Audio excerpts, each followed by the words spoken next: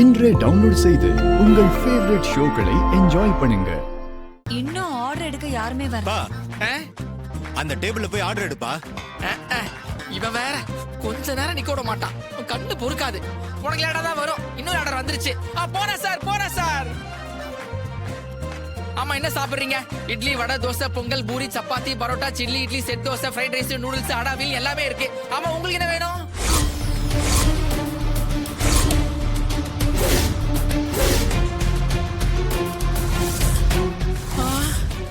ஐயோ, இவங்களா?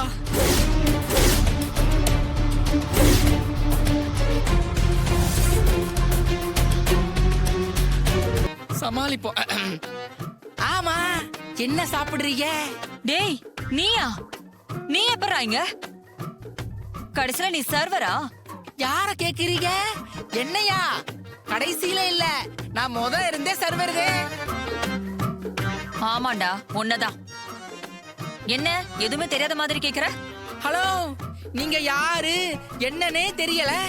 என்னைய போய் உரிமையா வாடா போடான்லாம் பேசுறீங்க. எங்களை யாருன்னு உனக்கு தெரியாது. என்னங்க லூசு மாதிரி பேசுறீங்க? நான் இதுக்கு முன்னாடி உங்களை பார்த்ததே இல்ல. இப்பதான் உங்களை முறையா பாக்குறேன்.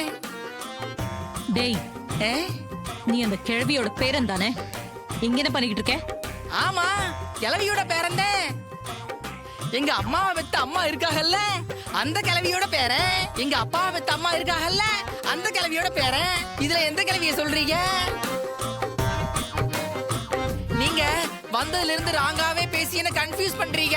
தெளிவா சொல்லுங்க. டேய், இப்படி எதுவுமே தெரியாத மாதிரி நடிச்சு தப்பிச்சிடலான்னு பாக்குறியா? என்கிட்ட இருந்து நீ தப்பிக்கவே முடியாது. இந்தாருங்க, நீங்க மெண்டல் ஆஸ்பத்திரியில இருந்து வந்த மாதிரியே பேசிக்கிட்டு இருக்கீங்க. நானும் பாத்துக்கிட்டே இருக்கேன்.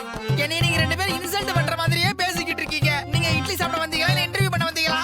டேய், கையை களவுமா மாட்டிக்கிட்டதோ இப்படி தப்பிக்க எங்களுக்கு தெரியாத மாதிரி நடிக்கிறியா? ஐயோ,